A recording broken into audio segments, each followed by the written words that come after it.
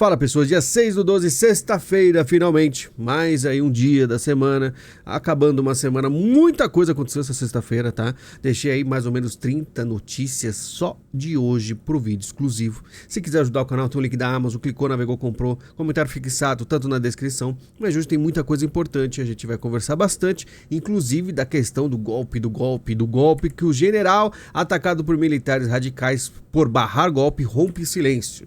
E aquele lá que foi mostrado nas conversas que aparentemente era informante do Moraes. Tudo que eu fiz foi com o conhecimento do alto comando do Exército, alinhado com o então comandante-general Freire Gomes. Existe uma lealdade muito forte do alto comando, iniciou. Naquela época, Stampf era chefe do Estado-Maior do Exército e um dos mais antigos generais da ativa. Vamos ler tudo que é importante. Atacado por militares e pela parte da militância bolsonarista, que almejava uma intervenção federal, foi torpedeado nas redes sociais. As ameaças eram acompanhadas de fotos de Stampf e familiares. A filha do general chegou a ouvir que o pai era um traidor da pátria. Antes da posse de Lula, as publicações tinham o objetivo de pressioná-lo a aderir ao plano, depois culpá-lo por permitir a transição de poder. Stampf ficou surpreso quando soube, ao ler a coluna, que militares chegaram ainda a lhe atribuir a pecha de informante de Alexandre de Moraes, né? General rebate: por ser chefe do Estado-Maior à época, eu tinha contato com o TSE, então presidido pelo ministro Alexandre de Moraes. Estávamos discutindo métodos para reforçar a segurança e a transparência das maquininhas eletrônicas. Isso aqui ficou meio confuso, né? Como assim reforçar a segurança? Elas não eram perfeitas? E fala da transparência delas. Lembra dos militares, fizeram todo aí uma análise, né, com papel e caneta sobre as maquininhas, não acharam nada. Aqui eu vou mostrar só os comentários de algumas pessoas, um chamando de melancia, você só se preocupou com seus privilégios, a conta um dia chega, outros falando parabéns, general, e esse sim é patriota. A gente vai ver também outros comentários, porque não para por aí. General que se opôs a golpe, fui atacado por cumprir minha obrigação, né? Muito obrigado. Fui vítima de ataques por cumprir a minha obrigação, defendi a democracia em tempos complexos, tenho orgulho de ter agido de forma leal ao comandante do Exército e ao Exército Brasileiro, afirmou Stampf. Na época, o general era chefe do Estado-Maior do Exército e mantinha contato com o então presidente do TSE, olha só, ministro Alexandre de Moraes. Por esse motivo, em diálogos obtidos pela PF, durante as investigações sobre o plano de golpe de Estado, Stampf é apontado por oficiais como informante de Moraes. E ele rebate, né? Estávamos discutindo métodos para reforçar a segurança e a transparência das maquininhas, olha só, né? Como repetiu aqui, ó, reforçar a segurança de algo que diziam ser perfeito, né? A minha interlocução era com a Secretaria-Geral do TSE. Aí algumas pessoas que não sabiam de nada distorceram tudo. Alimentaram a versão de que eu seria o informante, uma espécie de leve trás, uma coisa bandida. E isso nunca aconteceu. É uma inverdade e uma agressão à minha pessoa. O contato era institucional, explicou o general. Mas os militares não eram para ser neutros nessa questão? Não eram os militares que tinham aí o papel de verificar se as maquininhas eram confiáveis, etc. Tinha todo um laudo, né? Todo um relatório. Como assim? Essa posição... Porque a posição desse general é diferente. Perguntas, e o pessoal batendo palma, foi o herói da democracia, esse sim cumpre o seu trabalho, muita gente de esquerda aplaudindo. A gente vai ver muitas coisas dos militares aqui, ó. Após falar com o STF, Mauro Cid presta novo depoimento à PF nesta quinta. Então ele, como eu falei, nunca mais vai ficar tranquilo, vão chamar ele toda semana. Mauro Cid presta novo depoimento por quase 2 horas na PF, imagina, 2 horas, talvez tenha repetido tudo que já falou, né, dezenas de vezes. A PF, Mauro Cid disse que advogado se confundiu ao falar sobre o Bolsonaro, aquela questão aí do advogado dele, falou que o Bolsonaro sabia, depois voltou atrás, etc, uma bagunça toda. E a PF Cid reforça a participação de Braga Neto em a trama golpista, né, e os caras vão requentar isso até o fim da vida, mas a gente informa aqui, né? Vídeo da Marinha desagrada Lula e afeta a negociação sobre carreira militar. Então, Lula não gostou aí do vídeo que falaram das... como é que eles chamavam, né? Privilégios, né? Não tem privilégio nenhum. E aí, com certeza, uma parte dos militares tem aí batido de frente com o Lula, mas agora é meio tarde. Até porque, olha isso aqui, ó. Superior Tribunal Militar será presidido por uma mulher civil. Uma mulher civil. E é isso aqui os militares hoje. Pois é. Tiveram escolhas, e as escolhas foram feitas, é isso aí que temos. Entidades de imprensa criticam o PF por excluir folha de entrevista com o diretor-geral. E aqui a Folha tá sentindo, né? E eu lembro que eu falava muito que eu era chato. Não, só cuidado, hein? Vão ter amigos do rei, alguns não serão amigos do rei, porque uma coisa é certa. Eu não sei quais são os caminhos que o Lula e o PT vão seguir até o final. Porém, o final é completamente certo. E quando eu sempre vi Estadão, Folha, dentre outras, quando eu vi o papel delas, eu falei, esses caras não estão no plano. Avisei, falei bastante, mas é claro que a Folha não vai escutar, eu nem ninguém. Eles vão confiar que tudo ficaria muito bem para eles, enquanto Planalto, Justiça e PF se calam sobre veto de diretor-geral à presença da Folha em entrevista e vão ficar reclamando agora a Folha, mas o Bolsonaro critica a PF por excluir Folha de São Paulo da entrevista, né? O Bolsonaro, que até já escreveu uma coluna, tá aí com uma amizade agora com a Folha, defendeu a Folha, tá? Mas o chefe da PF não para e pedirá abertura de inquérito contra Van Hatten, que conversamos essa semana, por chamá-lo de prevaricador, e a gente vai ver essa guerra aí, vamos ver como o Centrão se comporta. Porque uma coisa é muito certa, não sei se vocês repararam, depois da vitória do Trump, acelerar em muitas coisas, e a gente vai falar bastante sobre isso ainda essa semana, tá? Tarcísio diz que estava completamente errado sobre câmeras corporais dos PMs, e o Tarcísio recuou, ele diz, eu admito, eu estava errado, eu me enganei, e não tem nenhum problema em chegar aqui e dizer pra vocês que eu me enganei, que eu estava errado, que eu tinha uma visão equivocada sobre a importância das câmeras corporais. Eu era uma pessoa que estava completamente errada nessa questão, eu tinha uma visão equivocada, né? Pois é, alguma coisa está acontecendo, com certeza absoluta, e a gente vai mostrar devagar as coisas. Casos violentos fazem Tarcísio recuar e defender câmeras corporais em policiais. Estava errado, né?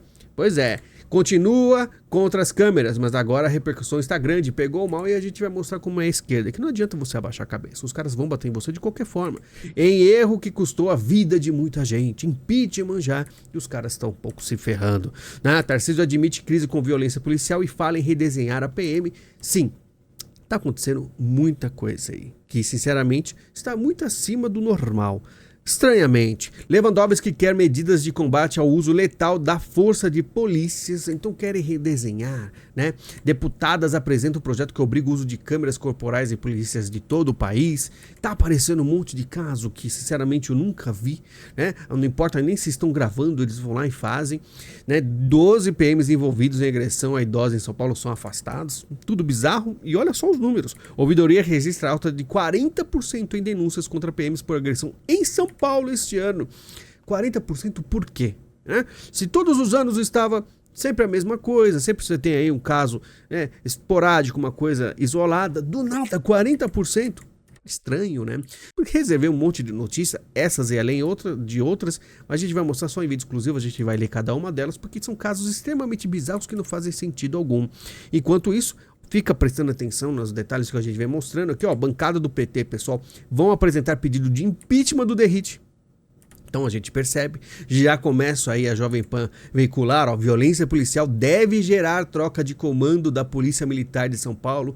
A quem interessa isso, né? Sob pressão e questionamentos, Tarcísio de Freitas garantiu que o Derrite fica. Porém, para entregar resposta, a coronel da inteligência deve assumir o posto máximo da PM no estado.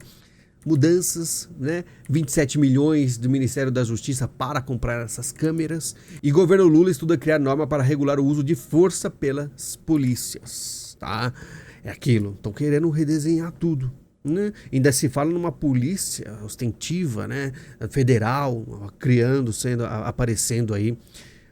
Eu falo, não é difícil você saber qual é o caminho, o ponto final da esquerda no Brasil. Tá? Resta saber se chegaram lá e como chegarão.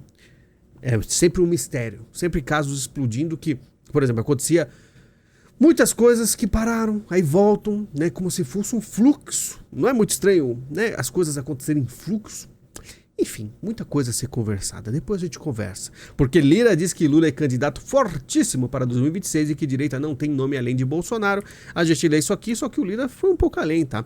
Todo candidato à reeleição, se a economia estiver bem situada, é fortíssimo. Ou seja, tá difícil pro Lula, né?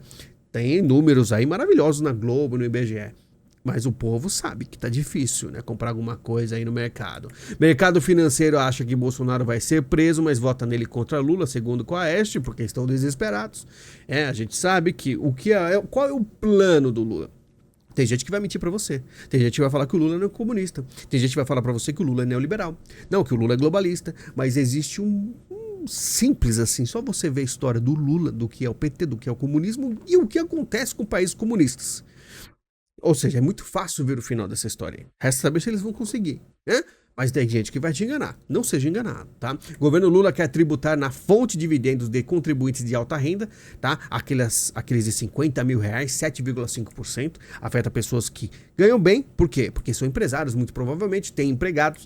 Tem aí toda uma questão séria e os caras querem ir na fonte, ou seja, não tem como escapar. Lula ironiza a pesquisa que mostra a rejeição de 90% no mercado e ele fala, ganhei 10%, porque pra ele era 100%, ele não tá nem aí. Sabe por que ele não tá nem aí?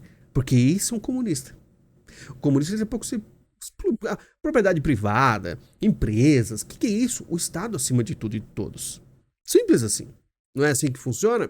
Isso é jogar contra o país, diz a Tebet sobre reprovação do governo pelo mercado. Para ele, o mercado joga contra o país, o Lula não. Que coisa, né? Olha só como é perigoso isso aqui, ó. Justiça condena a iFood a reconhecer vínculo com todos os entregadores. Aí 10 milhões de reais de indenização coletiva. Vai afetar a empresa, uma empresa aí que é muito grande. Muita gente tem como alternativa as entregas, o iFood, até mesmo o Uber, para conseguir sobreviver. Move bilhões aqui no Brasil, né? Esses aplicativos de entrega ou de transporte. Os caras não estão nem aí, porque eles querem avançar com isso. Porque é muita liberdade uma pessoa conseguir um emprego tão facilmente assim e ganhar bem. E para finalizar, acerto de Datena com o SBT prevê contratos sem prazo e salário menor, tá? Menor. Isso aqui é o quê?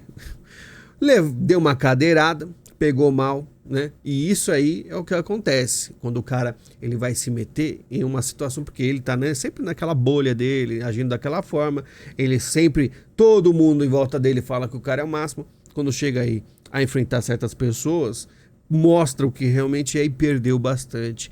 Quanto custou a Datena se candidatar à prefeitura de São Paulo? Com certeza bastante, né? Mas é aquilo. Muitas coisas aconteceram, a gente não pode falar muito, que o pessoal ainda está muito dividido, mas coisas interessantíssimas aconteceram na Prefeitura de São Paulo aí nessas eleições, né? Mas de qualquer forma, pessoal, final de semana a gente tem muita coisa para conversar, tá? A gente vai falar bastante de notícias aqui que sobraram, tem muita coisa. E não esqueça de ajudar o canal, tá? O canal, infelizmente, ele não tem o mesmo alcance de antes, mas a qualidade eu continuo mantendo e na verdade os vídeos exclusivos estão cada vez melhores e agradeço a todos que assistem, né, e estão empenhados aí a interagir, a conversar e se informar, que é o importante. Porque não se esqueça, informação é tudo, é muito importante. Eu faço isso aqui não só para você, como também para mim. Eu me informo junto com vocês, eu compartilho esse conhecimento, né, esse trabalho árduo de ficar lendo só coisa ruim, mas lembre-se, tudo na vida é árduo no começo, você tem que fazer, às vezes você não quer, mas fortalece a sua pessoa com conhecimento, com a realidade. Não fique perdido apenas em entretenimento, como novela e futebol, tá? Sempre tenha em mente que trabalhar em você, ainda mais no seu conhecimento, é algo valiosíssimo. Eu faço isso de bom grado para mim e para você. Tá certo? Muito obrigado, a gente se fala em breve. Muito obrigado, até mais.